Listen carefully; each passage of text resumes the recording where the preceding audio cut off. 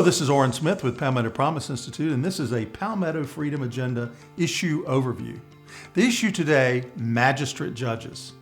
They hear 800,000 legal cases each year in South Carolina, but nearly 3/4 of them don't have law degrees. Their entire training consists of a 57.5-hour training course, but they can send you to jail. They must pass 2 eligibility tests, but one is less challenging than the SAT and the other is on a 6th grade reading level. These judges, known as magistrates or summary court judges, are essentially appointed by the local state senator.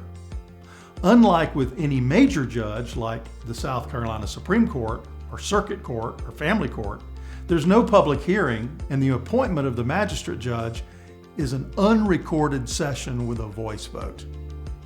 In terms of volume, magistrate courts are the most significant tier of South Carolina's justice system, handling hundreds of cases in areas such as traffic violations, criminal misdemeanors, evictions, small civil claims, and even restraining orders.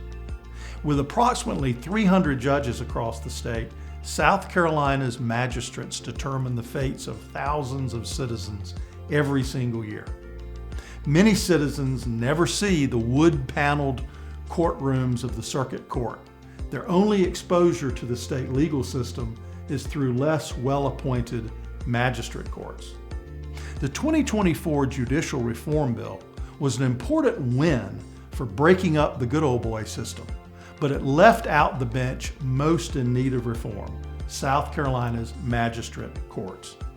These summary court judges interact with the public more than any other court, but they have scandalously low training requirements, and they can serve for far past the end of their designated term through a loophole known as holdover status.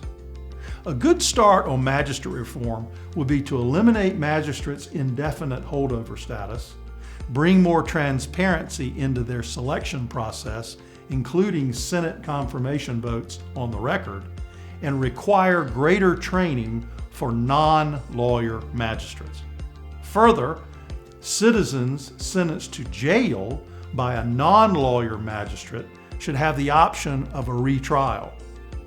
We should eliminate the useless qualification test and establish an action plan for ensuring all magistrates hold a JD in the near future.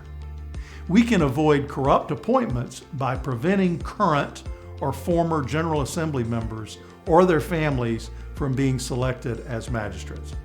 And finally, we can disclose judges' disciplinary records to the full Senate during their reappointment applications. Legislators promised to take up magistrate reform in a standalone bill in 2025, and we hope that these elements are included in any discussion on the topic. To learn more about our Freedom Agenda and to see our research on judicial reform, including our full recommendations for magistrate reform legislation, visit palmettofreedomagenda.org. Thank you.